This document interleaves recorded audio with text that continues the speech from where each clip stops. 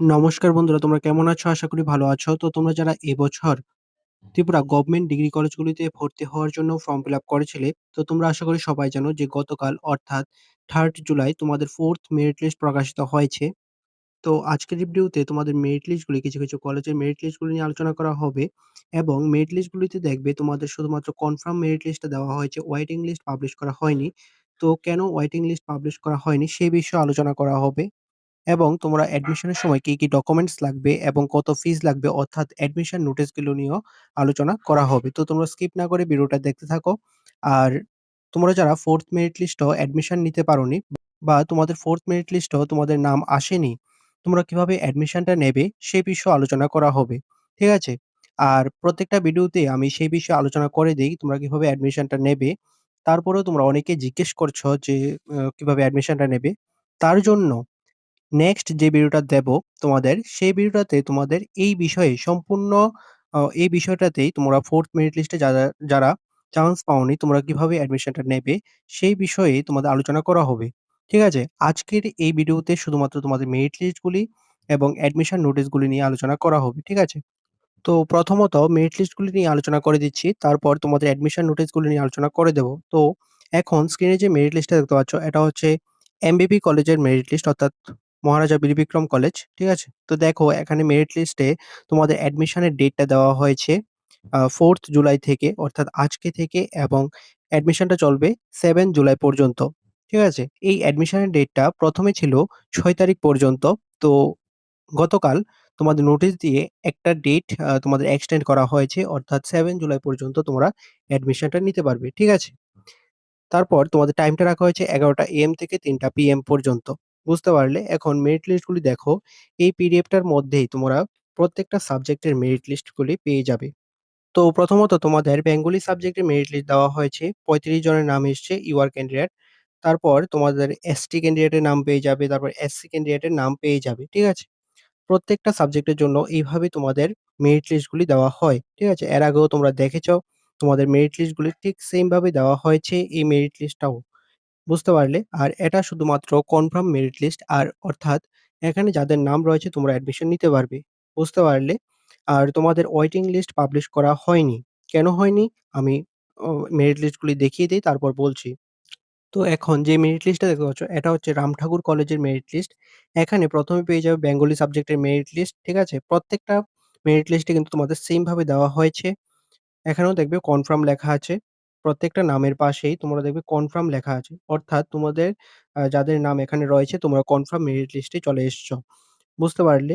আ এর আগে যে মেরিট লিস্টগুলি প্রকাশিত হয়েছিল, 1st মেরিট লিস্ট এবং 2nd merit list, 3rd merit list সেগুলিতে দেখবে কনফার্ম এর পর তোমাদের ওয়েট লেখা ছিল। অর্থাৎ ওয়েট যেগুলিতে ছিল সেগুলি ওয়েটিং লিস্টে ছিল।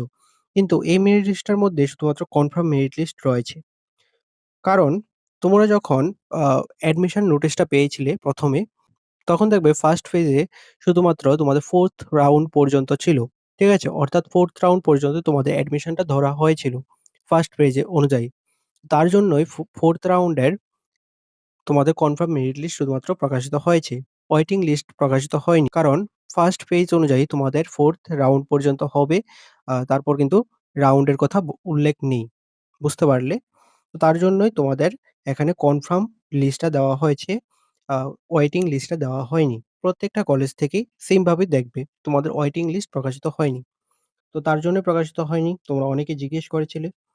তো এইভাবে তোমরা মেরিট লিস্টগুলি দেখে নেবে। মেরিট লিস্টগুলিতে প্রত্যেকটা মেরিট লিস্ট তোমাদের ক্যাটেগরি ওয়াইজ দেওয়া হয়েছে। ইউআর ক্যান্ডিডেট, এসটি ক্যান্ডিডেট এবং এসসি ক্যান্ডিডেট। তো সবগুলি তোমরা দেখে নেবে। তো এখন যে মেরিট লিস্টটা তোমরা দেখতে পাচ্ছ এটা হচ্ছে বিবিএম কলেজের মেরিট লিস্ট অর্থাৎ বীর বিক্রম মেমোরিয়াল কলেজের মেরিট লিস্ট। এখানেও সেম ভাবে তোমাদের মেরিট লিস্টগুলি দেওয়া হয়েছে। প্রত্যেকটা সাবজেক্টের ক্যাটেগরি ওয়াইজ দেওয়া হয়েছে। তো এটার আলাদা করে বলার কোনো দরকার নেই। ঠিক আছে? আর এই মেরিট লিস্টগুলি গতকালই আমাদের টেলিগ্রাম চ্যানেলে এবং হোয়াটসঅ্যাপ চ্যানেলে দিয়ে দিয়েছিলাম যখন প্রকাশিত হয়েছিল।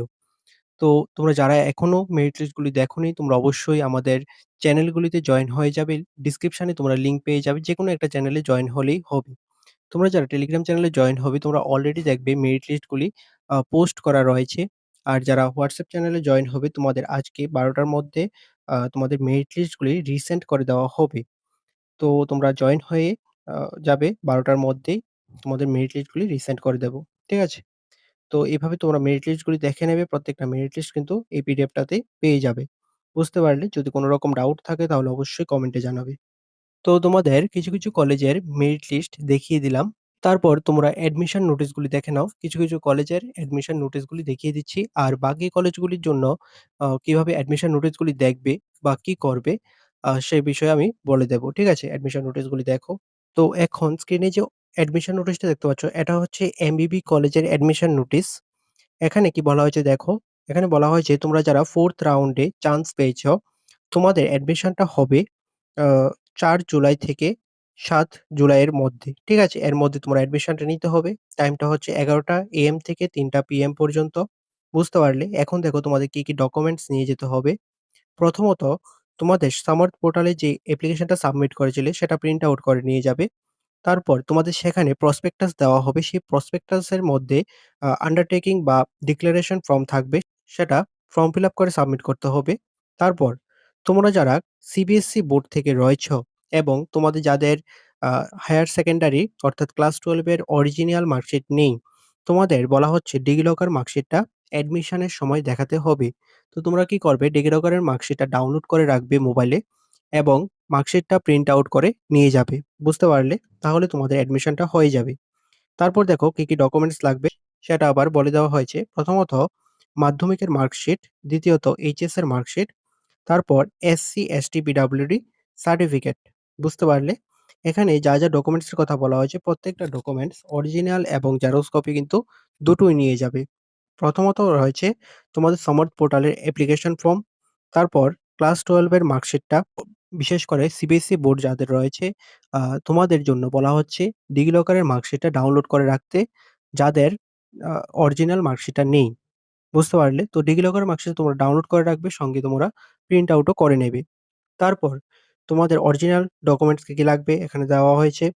তো এই ডকুমেন্টসগুলি তোমরা অরিজিনাল কপি এবং জেরক্স কপি দুটোই নিয়ে যাবে। আর ফি স্ট্রাকচারটা তোমরা prospectus fee 60 for boys and girls সবার জন্য। For boys admission fees with practical সাবজেক্টের জন্য তোমাদের যদি মেজর মাইনর কোনটার মধ্যে প্র্যাকটিক্যাল থাকে তাহলে ৳৯৬২ এবং উইথআউট প্র্যাকটিক্যাল সাবজেক্ট অর্থাৎ তোমাদের মেজর মাইনর কোনটার মধ্যেই তোমাদের প্র্যাকটিক্যাল নেই, এরকম যদি থাকে তাহলে ৳৬২২। বুঝতে পারলে? গার্লসদের জন্য অ্যাডমিশন ফিস নেই। ঠিক আছে? তো এই হচ্ছে তোমাদের কি ডকুমেন্টস লাগবে এবং কত ফিস লাগবে সেটা দেখিয়ে দিলাম। তারপরের নোটিশটা দেখো। তারপরের নোটিশটা হচ্ছে রাম ঠাকুর কলেজের নোটিশ।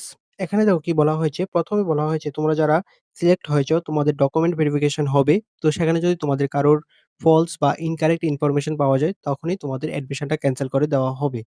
বুঝতে পারলে? তারপর কি অরিজিনাল ডকুমেন্টস নিয়ে যাবে সেগুলি দেখো।